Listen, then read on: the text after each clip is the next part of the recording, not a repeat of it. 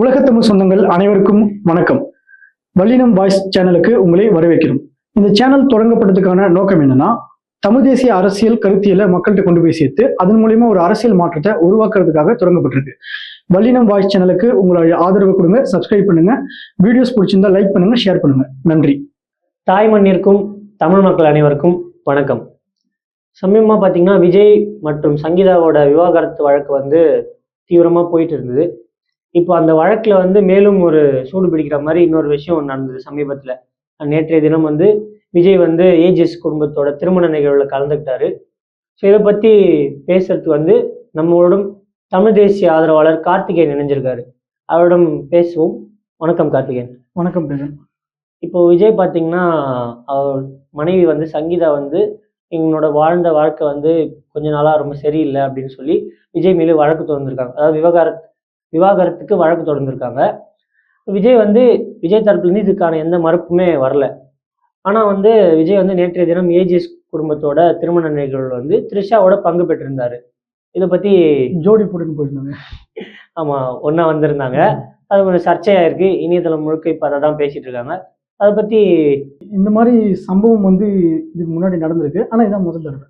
இல்லை, புரியல, திரும்பி சொல்லுங்க எனக்கு. அதாவது இந்த மாதிரி சம்பவம் முன்னாடி நடந்திருக்கு, ஆனால் இதான் முதல் தடவை. குழப்பமா இருக்கா? ஆமாம், இல்லை எனக்கு புரியல. இந்த மாதிரி த்ரிஷாவோட வெளியே போறது இது முன்னாடி போயிருக்காரு. ஆனால் அது விவாகரத்து வழக்குக்கு முன்னாடி. இப்போ பார்த்தீங்கன்னா விவாகரத்து வழக்குக்கு பின்னாடி. இது ரெண்டுத்துக்கும் வெவ்வேறான கோணங்கள் இருக்கு. அதுக்கு முன்னாடி நட்பு ரீதியான்னு நினைச்சிருக்கலாம், ஆனால் இப்போ அப்படி பார்க்கப்படலை. ஏன்னா அவருடைய மனைவியே வழக்கில் தெளிவாக சொல்லியிருக்கிறாங்க. தெளிவாக அந்த இதில் சொல்லியிருக்காங்க அவங்களுடைய என்னென்ன குற்றச்சாட்டுகள் இருக்குது, விஜய் எதனால் விவாகரத்து வேணும் விஜய்ட்டு இருந்ததுன்னு தெளிவாக சொல்லியிருக்கிறாங்க. ஸோ அதுக்கப்புறம் இந்த மாதிரி நிகழ்வில் ஜோடியாக போகிறது வேற மாதிரி பார்க்கப்படுது. இது பார்த்தீங்கன்னா விஜய் இப்போ செஞ்சது ஒரு தவறான செயல், ஒரு கேவலமான ஒரு இழிவான செயல். எதை வச்சு அப்படி சொல்கிறீங்க? அது என்னன்னா, இப்போ ஒரு வழக்கு நடந்துருக்குது, விவாகரத்து வழக்கு. அவங்க மனைவி குற்றம் சுமத்திருக்கிறாங்க. இந்த நேரத்தில் அதை உறுதிப்படுத்துகிற மாதிரி இந்த விஷயத்த செஞ்சுருக்காரு. இது என்னன்னா, அவங்க மனைவி ட்ரிகர் பண்ணுற மாதிரி. அவங்க மனைவி அரசியல் டைமில் இப்போ தேர்தல் டைமில் ஒரு அரசியல் களத்துக்கு வந்துட்டாரு. தேர்தல் நேரத்தில் இந்த விஷயத்த வழக்கு பதிவு பண்ணிட்டாங்கல்ல.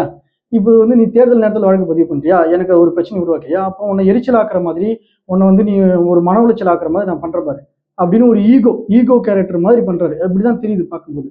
ஏன்னா இந்த நேரத்தில் போயிட்டு அவர் இது மாதிரி ஜோடியாக சுற்றணும்.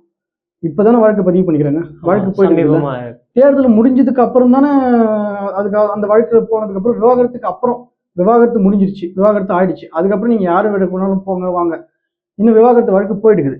இந்த சமயத்தில் என்ன பண்ணுறாரு, ஒரு ஜோடி போட்டு சுற்றினுக்கிறார் கல்யாணத்துக்கு. அது எப்படி பாருங்க, ஏற்கனவே ஒரு நடிகர் வந்தார் பாருங்க, அதே மாதிரி அவரை காப்பி பண்ணி பேஸ்ட் பண்ண மாதிரி, அதே மாதிரி ஒரே உடை, ஒரே மாதிரியான இது வரது, அதுக்கப்புறம் ஒன்னா கார்ல ஏறி போறது. சமீபமா நடந்த ஒரு நடிகர் சொல்றீங்க. அப்ப எல்லாரும் என்ன சொன்னாங்க, அப்பெல்லாம் எல்லாரும் என்ன சொன்னோம், சோசியல் மீடியால என்ன மாதிரி பேசப்படுது, அவர் மேல அந்த நடிகர் மேல தவறு மாதிரி தான் பேசப்படுது. ஏன்னா ஒரு விவாகரத்து வழக்கு நடந்துட்டு இருக்கும்போது அந்த வழக்கு முடியறதுக்குள்ள இந்த மாதிரிலாம் ஜோடி போட்டு சுத்தனா அது ஒரு மதிக்கத்தக்க செயல் கிடையாது. விஜயும் அப்படிதான் பண்ற மாதிரி தெரியுது. ஸோ இது என்னன்னா, ஒரு மனுஷனா இருந்தா அது மாதிரி பண்ணுவாங்களா? ஏற்கனவே அவங்க மன உளைச்சல் ஆகி தான் அந்த வழக்கில் அவங்க பதிவு பண்ணிக்கிறத பார்த்தாலே உங்களுக்கு தெரியும். வழக்கு பதிவு பண்ணும்போது இந்த உறவை முறிச்சுக்க சொல்லி அவங்க சொல்லியிருக்கிறாங்க. விஜயால என்னென்ன மாதிரியான மன உளைச்சலுக்கு ஆளானாங்க, எப்படி பாதிக்கப்பட்டாங்க அப்படின்னு. விஜய்க்கும் ஒரு நடிகைக்கும் தொடர்பு இருக்குது. அதனால நான் அவர்கிட்ட இதை நான் சொல்லி பார்த்துட்டேன், அவர் கேட்கல, அதனால நான் விவாகரத்து கேட்குறேன். இதை சொல்லும் போது அவர் எனக்கு மன உளைச்சல் பண்ணாரு, டார்ச்சர் கொடுத்தாரு, மன ரீதியான தொந்தரவு கொடுத்தாருன்னு சொல்லிட்டு வழக்கு பதிவு பண்ணிக்கிறாங்க. இந்த மாதிரி பண்ணதனுடைய உச்சம் தான் அந்த வெறுப்பினுடைய உச்சம் தான் தேர்தல் நேரத்தில் கரெக்டாக அவங்க வழக்கு கொடுத்தாங்க. இதுக்கு காரணமே விஜய் தான் அவங்களுடைய மனைவி அந்த நிலைக்கு தள்ளுறாங்க. அந்த தேர்தல் நேரத்தில் அவருக்கு பழி வாங்குற மாதிரியான செயல் பண்றாங்கன்னா அந்த நிலைக்கு அவர் தள்ளியிருக்கிறாரு. ஒன்னா குடும்பமா வாழ்றாங்க, பிரியும் போது ஒரு சுமூகமா பிரிஞ்சிருக்கலாம். ஆனா இந்த மாதிரி போறதுக்கு காரணம் என்னன்னா, அந்த அளவுக்கு அவர் என்னமோ பண்ணியிருக்கிறாரு. அது அவங்களுக்கு தான் தெரியும். ஒரு என்னமோ மன ரீதியா மன உளைச்சலுக்கு ஆளாக்கிறாங்க, மன ரீதியா தொந்தரவு கொடுத்துக்கிற மாதிரி தெரியுது. இது மறுபடியும் பண்றாரு தொடர்ந்து. மறுபடியும் அது என்ன பண்றாரு, ஒரு மறுபடியும் ஜோடி போட்டுன்னு சுத்தனா அவங்க மனைவி பார்க்கும்போது எப்படி தெரியும், நீ இன்னும் திருந்தலையா, இப்படியேதான் இருப்பியா அப்படின்ற மாதிரி தெரியும். அதுக்கு தான் நம்ம வழக்கு பதிவு பண்ணோம் அப்படின்னு அவங்க மனைவிக்கு மறுபடியும் உளைச்சல் ஆகும். அசிங்கமா இருக்கும். ஒரு மனைவியின் நிலைமையிலிருந்து யோசிச்சு பார்க்கணும். ஒரு தன்னுடைய கணவன் வேறு பெண்ணோடு இந்த மாதிரி பண்றதெல்லாம் அவங்களுடைய மனைவி நிலைமையிலிருந்து யோசிச்சாதான் புரியும் அவங்களுக்கு எந்த அளவுக்கு வலிக்கணும். அதே மாதிரி அவங்க மகன் அந்த நிலைமையில இருந்து தன்னுடைய அப்பா இந்த மாதிரி முறை தவறி நடக்கிறதெல்லாம் அந்த பையனுடைய மனநிலைமையிலிருந்து யோசிச்சாதான் நம்மளுக்கு புரியும், அவங்களுடைய வலி தெரியும் நம்மளுக்கு. இப்ப ஏஜிஎஸ் குடும்பத்தோட திருமண நிகழ்வுக்கு விஜயை கூப்பிட்டுருக்காங்க. அவரோட கடைசி படமான கோட் கூட இவங்க தான் வெளியிட்டு இருந்தாங்க. சோ அந்த நட்பின் அடிப்படையில கூப்பிட்டுருந்தாங்க. த்ரிஷாவும் நடிச்சிருந்தாங்க அந்த படத்துல, ஒரு பாட்டுல நடிச்சிருந்தாங்க, அதனால கூப்பிட்டு இருந்தாங்க. அதனால விஜயும் த்ரிஷாவும் போனாங்க. இது ஏங்க இவ்வளவு பெரிய சர்ச்சையா மாத்துறீங்க? இது பூதாகர படுத்துற அளவுக்கு இதுல அவ்வளவு பெரிய விஷயம் இல்லையே. அப்படி இல்லைங்க, அதான் நான் சொன்னேன், விவாகரத்துக்கு முன்னாடி சம்பவம் வேற. இது ஏற்கனவே போனாங்க நிறைய இடத்துக்கு, கீர்த்தி சுரேஷ் கல்யாணத்துக்கு கூட ஃபிளைட்ல போனாங்க. ஆனா இது விவாகரத்துக்கு அப்புறம் இது ஒரு முதல் சம்பவம் இல்லை. ஸோ இது வந்து வேற மாதிரி தான் பார்க்கப்படும். ஏன்னா ஒரு விவாகரத்து வழக்கு போயிட்டு இருக்கு. அந்த டைம்ல வந்து அந்த யார் பேர் நடிகை பேர் சர்ச்சை ஆயிட்டு இருக்கு. நீங்க கூட பார்த்துருப்பீங்க ஒரு வீடியோ, நான் சிஎம் ஆகணும்னு அவங்க சொன்னதெல்லாம் இன்ஸ்டாகிராம்ல எல்லாம் பரவிட்டு இருக்கு. சர்ச்சையா ஆக்கிட்டு இருக்காங்க, தொடர்ச்சியா ஒரு குற்றச்சாட்டை வச்சுட்டு இருக்காங்க. விஜயோடைய கேரக்டரை வந்து கேரக்டர் அசஷன் பண்ற மாதிரி பண்ணிட்டு இருக்காங்க. இந்த சமயத்துல அதை உறுதிப்படுத்துற மாதிரி தான் ஒரு நிகழ்வு கலந்துக்கணுமா? ஏன் தவிர்க்க கூடாதா? ஒரு கட்சியுடைய தலைவர், அவருடைய கட்சி முக்கியம், அவரு கட்சிக்கு நற்பெயர் முக்கியம், கட்சியுடைய தலைவரை நம்மளுக்கு ஒரு நற்பெயர் முக்கியம்னு அவர் நினைச்சிருந்தா என்ன பண்ணியிருப்பாருன்னா, அப்படி இவங்க த்ரிஷாவும் வருவாங்க அப்படின்னு தெரிஞ்சுக்கிட்டு என்ன பண்ணியிருக்கணும், அவங்க வேற டைம்ல இவங்க வேற டைம்ல வந்திருக்கலாம், இல்ல அவரு தனியா வந்திருக்கலாம், தனியா வந்துட்டு தனியா போயிருக்கலாம். வெவ்வேறான நேரங்கள்ல பிளான் பண்ணியிருக்க கூடாதா? இந்த நேரத்துல கரெக்டா பண்றதுக்கான காரணம் என்னன்னா, 2 பேரும் ஜோடியா வர்றது, உள்ள தனித்தனியா வந்தாலும் வரும்போது உள்ள ஒன்னா வராங்க, ஒன்னா போட்டோக்கு போஸ்ட் கொடுத்துட்டு அதுக்கப்புறம் ஒரே கார்ல ஏறி போறாங்க. அப்ப இது என்னது, என்ன காமிக்குது? இப்ப வந்து இதுக்கு முன்னாடி ஒரு நடிகர் சொல்லியிருந்தல, அது பேர் கூட சொல்லிடலாம், ஜெயம் ரவி. அவர் வந்து அவர் மனைவியை வந்து பழி வாங்குறதுக்காக பண்ண மாதிரி இருந்துச்சுல்ல, அதே மாதிரிதான் இதுவும். இது சரியான நேரத்துல அவங்க மனைவி வந்து சரியான நேரத்துல வழக்கு தொடுத்துட்டாங்க, தேர்தல் நேரத்துல. இவர் என்ன பண்றாரு, உன்னை என்ன நீ வெறுப்பேற்றுற மாதிரி பண்ணல, எனக்கு அது கோவம் வருது, கோவம் வந்து இவர் ட்ரிகர் ஆகி அவங்கள ட்ரிகர் பண்ற மாதிரி, அவங்கள மன உளைச்சலுக்கு ஆளாக்கணுன்ற மாதிரி. ஏன்னா இவருக்கு தெரியும் ஒரு பெண்ணுடைய மனநிலை என்னன்னா, தன்னுடைய கணவர் ஒரு ஆணுடைய மனநிலையும் பெண்ணோட மனநிலையும் அதான், தன்னுடைய துணை வேற ஒருத்தர் கூட தொடர்பில் இருக்கிறது வெளிப்படையா அந்த மாதிரிலாம் தெரிஞ்சிச்சுன்னா, ரகசியமா தெரிஞ்சாலே ரொம்ப வலிக்கும். இது என்னன்னா மீடியாவில் வந்து ஓப்பனா இது பண்ணுது, இது ரொம்ப வலிக்கும் அவங்களுக்கு. அந்த வலியை கொடுக்கணுன்றதுக்கு வேணும்னே பண்ண மாதிரி இது. அதனால இவர் தெரியாம ஏதோ எதாச்சியா நடந்ததெல்லாம் நீங்க அதெல்லாம் மழுப்பக்கூடாது, அந்த மாதிரிலாம் பூசி முழுகக்கூடாது. இவர் தெளிவா நான் இப்படிதான் பண்ணுவேன் அப்படின்னு ஒரு திமிரா ஈகோவா பண்ணாரு. இப்போ தேர்தல் காலம் வேலை நெருங்கிட்டு இருக்கு.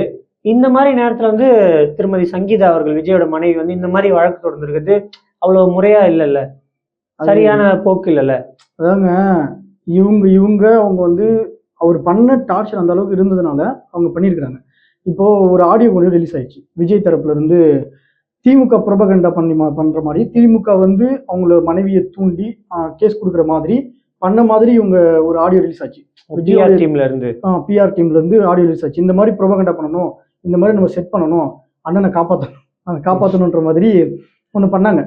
ஸோ விஜயோடைய மனைவி கேஸ் கொடுத்தது வந்து அரசியல் நோக்கம்ன்றது இல்லை, ஒரு கட்சிக்கு சப்போர்ட்டா போயிட்டு அரசியல் ரீதியாக ஒரு காலி பண்ணணும் அப்படின்றதுலாம் இல்லை. அவங்களுக்கு என்னன்னா ஒரு ஒரு கோபம், அளவு கடந்த கோபம், ஒரு வெறுப்பு மனசுக்குள்ள இருந்திருக்கு. ஏன்னா அந்த அளவுக்கு ஒரு 4 வருஷமா 2021 இருந்து ஒரு 4 வருஷமா அவங்க அந்த அளவுக்கு மன உளைச்சலுக்கு ஆளாயிருக்காங்க. அவங்களுடைய மன நிலைமையிலிருந்து நம்ம யோசிக்கணும். அதனால அவங்க என்ன பண்றாங்க, உனக்கு வந்து நான் மற்ற நேரத்துல கேஸ் கொடுத்தா போனா ஆல்ரெடி விஜயோடைய படத்துக்குலாம் பயங்கரமான ப்ரொமோஷன் பிஆர் டீம்லாம் இருக்கும், விஜயோடைய ரசிகர் கூட்டம் எல்லாமே சமாளிச்சிருவாங்க. ஆனா அவருக்கு அதனால பெருசா அஃபெக்ட் ஆகாது விஜய்க்கு. அவங்க சரியான நேரத்தை பார்த்துருக்காங்க. விஜய்க்கு சரியா அஃபெக்ட் ஆகணும், மனசுல வந்து காயம் ஆக்கணும் அப்படின்னா இந்த தேர்தல் நேரத்தில் தான் பண்ணணும். ஒரு மனைவியா அவங்க வந்து உண்மையா ஒரு அன்பு இருந்துச்சுன்னா, இது சுமூகமான பிரிவா இருந்துச்சுன்னா அவங்க அந்த மாதிரி பண்ணியிருக்க மாட்டாங்க. ஆனா இவர் அந்த அளவுக்கு மன உளைச்சல ஆளாக்கிறதா தான் அவங்க அந்த மன ரீதியா பாதிக்கப்பட்டு இந்த மாதிரி பண்ணியிருக்காங்க. தேர்தல் காலகட்டத்தில் பண்ணியிருக்காங்க. விஜய் பண்றது வந்து அவங்களுடைய மனைவிக்கு ஒரு நம்பிக்கை துரோகம், ஒரு கேவலமான செயல். அவர் மனைவிக்கு மட்டும் அவர் நம்பிக்கை துரோகம் பண்ணல, இவ்வளவு நாள் அவங்களுடைய ரசிகர்கள் நம்பியிருந்தாங்கல்ல, அவங்களுக்கு தான் அவங்க வந்து நம்பிக்கை துரோகம் பண்றாங்க. இதை எப்படிங்க சொல்றீங்க? மனைவிக்கு பண்ணும்போது சரி, நீங்க சொல்றது ஏதோ ஒரு வகையில நியாயம் இருக்கிற கூட வச்சுக்கலாம். ரசிகர்களுக்காக தானே வாழ்றாருங்க. ரசிகர்களோட அவர் தோலை வந்து ரசிகர்களுக்கு செருப்பா தைச்சு போடணும்லாம் சொல்றாரு. அவர் எப்படிங்க ரசிகர்களுக்கு துரோகம் பண்ணணும்னு நினைப்பாரு? பண்ணிட்டாரு. இந்த சம்பவத்தின் மூலியமா எப்படி சொல்றேன்னா, இப்போ வந்து விவாகரத்து வழக்கு பதிவு பண்ணாங்களா செங்கல்பட்டுல அவருடைய மனைவி. அப்போ வந்து விஜய்க்கு எதிராக யாரும் பெருசா திரும்பல, அதாவது அவங்களுடைய ரசிகர்கள் அவங்களுடைய தொண்டர்கள் விஜய்க்கு எதிராக திரும்பல, அப்பயும் ஆதரவு தான் கொடுத்தாங்க. என்ன மாதிரியான ஆதரவு கொடுத்தாங்களோ நீங்களே பார்த்துருப்பீங்க. என்னன்னா ஒரு சைடு வந்து அதான் அவங்களுடைய பிஆர் டீம் சொன்ன மாதிரி இது வந்து டிஎம்கே உடைய ப்ரொபகண்டா நரேட்டிவ், விஜய் அரசியல்ல கேவலம் வேற எதையும் எதிர்க்க முடியல விஜய் அவர்களை, அதனால இதை வச்சு தூண்டி விட்டாங்க, பிரம்மாஸ்திரத்தை ஏவிட்டாங்க, அந்த மாதிரிலாம் ஒரு பக்கம் சொல்லிட்டு இருந்தாங்க. ஒரு தரப்புல வந்து அண்ணன் மேல ரொம்ப நம்பிக்கை இருந்தாங்க. நிறைய பெண்கள் வந்து பெண்கள் முக்கியமா நம்பிக்கை இருந்தாங்க. அண்ணன் அப்படி பண்ண மாட்டாருங்க, எங்க அண்ணன் அந்த மாதிரி பண்ண மாட்டாருங்க, ஏங்க இதை ஒரு பெண்மணிலாம் அழுகுனாங்க பாத்தீங்கன்னா, எங்க அண்ணனை ஏங்க இந்த அளவுக்கு தொந்தரவு பண்றீங்க, எங்க அண்ணன் அந்த மாதிரிலாம் பண்ண மாட்டாருங்கன்னு அழுகுனாங்க. ஸோ இந்த அளவுக்கு நம்பியிருந்தாங்க ரசிகர்கள். அண்ணன் அந்த மாதிரி பண்ண மாட்டாரு, ஒரு தப்பானவர் இல்லை, இந்த மாதிரிலாம் கள்ள தொடர்பு இருக்காது, நட்பு ரீதியான உறவு தான் இது, இது ஏங்க கொச்சப்படுத்துறீங்க அப்படின்னு எதிர்த்தரப்புக்கு கேள்வி எழுப்புனாங்க. நட்பு ரீதியான நீங்க தவற கொச்சப்படுத்துறீங்க அப்படின்ட்டு. ஆனா இவர் என்ன பண்றாரு தெரியுங்களா, நிரூபணமாக்குறாரு. முதல்ல இவர் வந்து விவாகரத்து வழக்கு பதிவு பண்ண உடனே இது எனக்கும் என்னுடைய குடும்பத்துக்கும் தனிப்பட்ட விஷயம், என்னுடைய மனைவிக்கு இருக்கிற என்னுடைய குடும்ப விஷயம், தனிப்பட்ட விஷயம், நாங்கள் இதை கோர்ட்டில் பார்த்துக்கிறோம், இதை பற்றி யாரும் பேச வேணாம், என் மேலே வைக்கிற குற்றச்சாட்டுகளுக்கு நான் சட்ட ரீதியான இதை எடுத்துகிட்டு போகிறேன், சட்டத்தின் மூலிமா நான் அணுகிட்டு போகிறேன், இதை பற்றி பேசாதீங்க ஒரு ஸ்டேட்மெண்ட் கொடுத்துருக்கோம்ல. அவங்க என் மேலே வைக்கிற குற்றச்சாட்டு பொய், அது வந்து தவறான குற்றச்சாட்டு, அதை நான் வந்து சட்ட ரீதியாக பார்த்துக்கிறேன்னு ஏதாவது ஒரு ஸ்டேட்மெண்ட் சொன்னாரா? ஆனால் ஒரு ஸ்டேட்மெண்ட் சொல்லிட்டாரு, சொல்லால் இல்லை செயலால் அதை சொல்லிட்டாரு. நேற்று என்ன பண்ணாரு, வராரு, ஜோடியாக போகிறாங்க, ஒரே மாதிரி ட்ரெஸ் போட்டுருக்குது, அப்படியே ஜோடியாக கார்ல ஏறி போகிறாங்க, இது மூலமா எங்களுக்கு இருக்க தொடர்பு உறுதியாக உண்மைதான், அது பொய்யெல்லாம் கிடையாதுன்ற மாதிரி ஒரு ஸ்டேட்மெண்ட். இதை நான் சொல்லலை, எத்தனையோ ரசிகர்கள் வந்து அவருக்கு வந்து முட்டு கொடுக்க முடியாமல், டிஃபெண்ட் பண்ண முடியாமல், அண்ணா என்னால் முடியலண்ணா, ஐயோ இதுக்கு மேலே எங்களால் முட்டு கொடுக்க முடியாது, இதுக்கு மேலே எங்களால் வந்து தாங்க முடியாது, என்னையா இப்படி பண்ணுற நீ, ஒரு 2 மாதம் உன்னால் பொறுத்துக்க முடியாது, அடக்கி நிறுத்த முடியாது, அதுக்குள்ளே கூப்பிட்டு சுற்றி வைக்கி தேர்தல் நேரத்தில், ஆனால் உங்களை ரொம்ப நம்பணுமேண்ணா, இப்படி பண்ணுறீங்களேண்ணா, இந்த மாதிரியான ட்விட்டு, இன்ஸ்டாகிராம் வீடியோஸு எல்லாருமே இதெல்லாம் வந்து அவங்களுடைய ஃபேக் ஐடி பண்ணுறது கிடையாது. நீங்கள் நினைக்கலாம் இதெல்லாம் வந்து யாராவது ஃபேக் ஐடி வச்சு இது மாதிரி பண்ணலான்ட்டு, அப்படிலாம் கிடையாது. ஒரிஜினல் ஐடி நீங்கள் போய் ஹிஸ்ட்ரி செக் பண்ணி பாருங்கள். 10 வருஷம் 15 வருஷமாக விஜய்க்கு சப்போர்ட் பண்ணிட்டு இருந்தவன், அதாவது திரைப்படங்களுக்கு சப்போர்ட் பண்ணிட்டு இருந்த ஐடிஸ், இன்ஸ்டாகிராமில் வீடியோ போட்டவங்க எல்லாருமே இன்னைக்கு வந்து நிறைய பேர் விஜய்க்கு எதிராக மாறிட்டாங்க. இது ஏற்றுக்க முடியாதுங்க, இதுக்கு முட்டு கொடுக்க முடியாதுங்க, டிஃபெண்ட் பண்ண முடியாதுங்க, இவர் பண்ணுறது தப்புங்க அப்படின்ட்டு. ஏன்னா அவங்களுக்கு அப்போ அவங்க ஏன் அதை சொல்கிறாங்க, அவங்களுக்கு புரிஞ்சிருச்சு 2 பேருக்கும் கள்ள தொடர்பு இருக்குது, தவறான உறவு இருக்கு, திருமணம் கடந்த உறவு இருக்கு அப்படின்னு புரிஞ்சிருச்சு. ஆனா இப்ப புரியுது என்னன்னா, இவர் ஏன் பெரியாரை தூக்குனாரு. இந்த மாதிரி வந்து விஜய் ரசிகர்கள் வந்து தொடர்ச்சியா அவங்க வந்து அவங்களுடைய ஆதங்கத்தை, அவங்களுடைய வருத்தத்தை தெரிவிச்சிட்டு இருக்காங்க. அதுலயும் சரி, தலைவரே முடியல தலைவரே, எங்களால முடியல தலைவரே, அந்த அளவுக்கு அவங்க வந்து பண்றாங்க. வந்து எச்.ஏ. சூர்யா படத்துல சொல்ற அந்த மாதிரி தான் இருக்குது. என்னன்னா இந்த மாதிரி ஒரு கேவலமான செயலை செய்வார்னு ரசிகர்கள் எதிர்பார்த்துக்க மாட்டாங்க. அண்ணன் மேல அவ்வளவு நம்பிக்கையா இருந்தாங்க, விஜய் அண்ணான்னு. தான் உயிரை விட விஜய் அண்ணா முக்கியம், தன்னுடைய குடும்பத்தை விட விஜய் அண்ணா முக்கியம்னு நினைச்சிட்டு இருந்தாங்க. ஆனா இவருடைய செயல் என்னத்தை நிரூபணம் பண்ணியிருக்குன்னா, ஆமா நான் அப்படிதான் இருப்பேன், நான் அப்படி தவறான உறவுல தான் இருப்பேன், திருமணம் கடந்த உறவுல தான் இருப்பேன், அப்படிதான் நாங்க இருக்கிறோம், அதெல்லாம் நீங்க வந்து தப்பா புரிஞ்சுக்காதீங்க நாங்க இல்லைன்னு அப்படின்னு நெத்தியில அடிச்ச மாதிரி, அவர் பொட்டில் அடிச்ச மாதிரி அவர் ரசிகருக்கு சொல்லிட்டாரு, இப்படிதான் நாங்க இருப்போம்ட்டு. கொள்கை வழிகாட்டியா 5 மாபெரும் தலைவர்களை வச்சுட்டு இப்படி நடப்பாருங்க, என்னங்க இப்படி அவதூறுலாம் பரப்புறீங்க? ஈவேரோடைய கொள்கையெல்லாம் என்னன்னு நீங்க படிச்சது இல்லையா? இதான் திருமணம் கடந்த உறவு, அதாவது கள்ள தொடர்பை திருமணம் கடந்த உறவுன்னு நியாயப்படுத்துவாங்க, என்ஜாய்மெண்ட் வித்தவுட் ரெஸ்பான்சிபிலிட்டி, இதாங்க பெரியார் கொள்கை. அதுதான் அவர் கரெக்டாக ஃபாலோ பண்றாரு. இவர் இந்த மாதிரி தப்பா இருக்கிறதுனால தான் பெரியாரை தூக்கிக்கிறாரு டிஃபெண்ட் பண்றதுக்கு. நீங்க அவருடைய முதல் மாநாட்டில் வந்து பெரியாருடைய கடவுள் எதிர்ப்பை நாங்க ஏத்துக்கல அப்படின்னு சொன்னாரே தவிர, பெரியார் வந்து தமிழ் சமூகத்துக்கு, கலாச்சாரத்துக்கு, தமிழுடைய நாகரிகம் பண்பாட்டுக்கு எதிரான கருத்தியல், தமிழ் மொழிக்கு எதிரான பேசின கருத்தியலை வந்து நான் ஏத்துக்கலன்னு எங்கேயா சொல்லியிருக்காரா? இல்ல அப்படி எங்கேயும் பதிவு பண்ணதா? ஏன் சொல்லலை? ஏன்னா சொல்ல மாட்டாரு. ஏன்னா அவருக்கு தமிழ் மொழி மேலேயும் அக்கறை கிடையாது, அதே மாதிரி கலாச்சாரம் பண்பாட்டு மேலேயும் அவர் அக்கறை கிடையாது.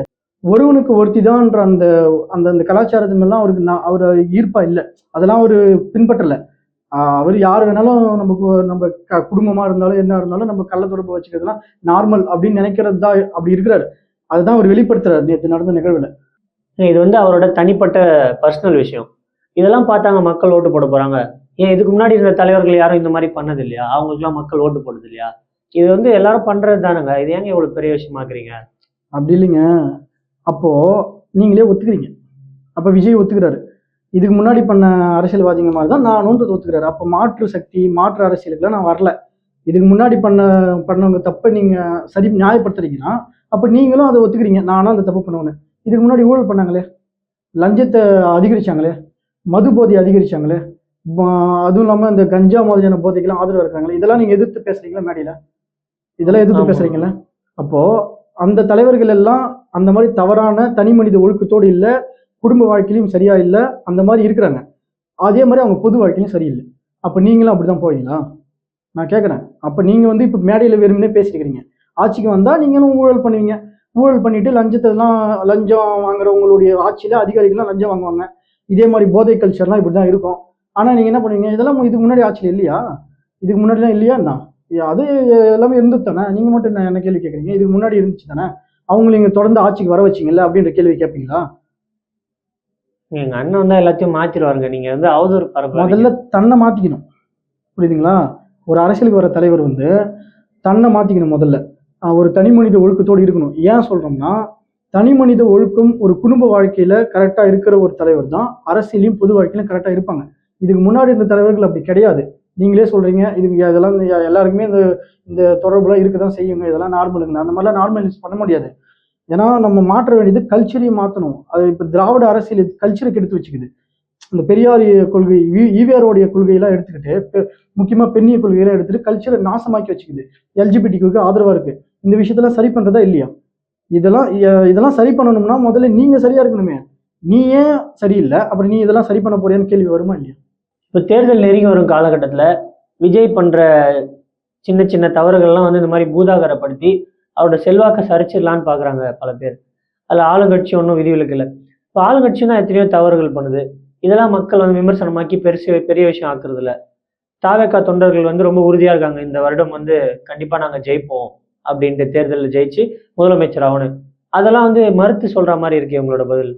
நான் அதாவது விஜய் தான் பண்றாரு.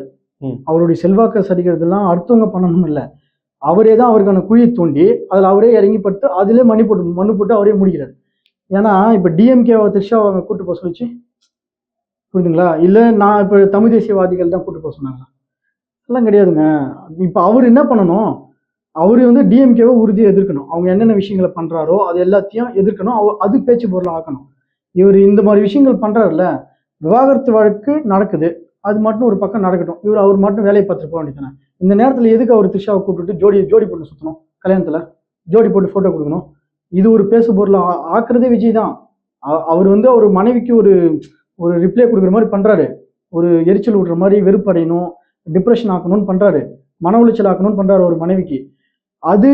அதனால நம்ம பேசணும். ஒரு பெண்ணுக்கு இந்த அளவுக்கு அவர் பண்றாரு, தொந்தரவு கொடுக்குறாரு அப்படின்ட்டு. அந்த அவங்களுடைய மனநிலையிலிருந்து நாங்க யோசிச்சு பேசுறோம். விஜயை சரிக்கணும்ன்றது இதெல்லாம் இல்லை. அவரே தான் சரிஞ்சுக்கிறாரு. அவர் ஒழுக்கமா இருந்திருந்தா, குடும்ப வாழ்க்கையில கரெக்டா இருந்திருந்தா அவருக்கு எந்த பிரச்சனையும் ஏன் வந்திருக்க போகுது? ஏன் வழக்கு தொடுக்க போறாங்க? இல்ல விவாகரத்து நடக்கிறதாவே இருக்கட்டும், சுமூகமா போயிருக்கணும்ல. கரெக்டா தேர்தல் நேரத்துல வழக்கு கொடுக்குற அளவுக்கு அவர் மனைவி ஒரு டார்ச்சர் கொடுத்துருக்காரு, அது மன ரீதியா. ஸோ அது மட்டும் இல்லாம மறுபடியும் அவர் என்ன பண்றாரு, மறுபடியும் அவங்கள மன உளைச்சல் ஆக்குறதுக்கு இவர் வந்து இந்த மாதிரி ஜோடி போட்டு சுத்துறாரு. ஸோ இது வந்து இவர் பண்ற தப்பு. அவராகவே தான் அவருடைய செல்வாக்கை சரிச்சுக்கிறாரு. வேற யாரெல்லாம் பிளான் பண்ணிலாம் பண்ணல. அவருடைய நடவடிக்கை தான் அவருக்கு பேக் ஃபயர் ஆகுது. சரி, அப்ப நீங்க யாருக்கு தான் வாக்கு செலுத்தணும்னு சொல்றீங்க? எல்லாருமே தப்புன்னா அப்ப யாருக்கு தான் மக்கள் வாக்கு செலுத்தணும்? அதாவது மக்கள் தாங்க கவனிக்கணும். மக்கள் மனசுல இப்போ ஊழல் பண்றவங்களுக்கு வாக்கு இல்லை, லஞ்சத்தை அதிகரிக்கிறவங்களுக்கு, போதை கல்ச்சரை அதிகரிக்கிறவங்களுக்கு, தப்புக்கு மேல தப்பு பண்ணிக்கிட்டு இருக்கிறவங்களுக்கு வாக்கு இல்லைன்னு மக்கள் முடிவெடுத்தா அதை செய்யாதவங்க களத்துக்கு வரப்போறாங்க. அதே மாதிரி மக்கள் வந்து ஒரு தனி மனிதனா ஒரு குடும்ப விஷயத்துல தனி மனித ஒழுக்கத்தையும் சுய ஒழுக்கத்தையும் கடைபிடிக்கிற ஒரு தலைவனை தேர்ந்தெடுக்கணும்.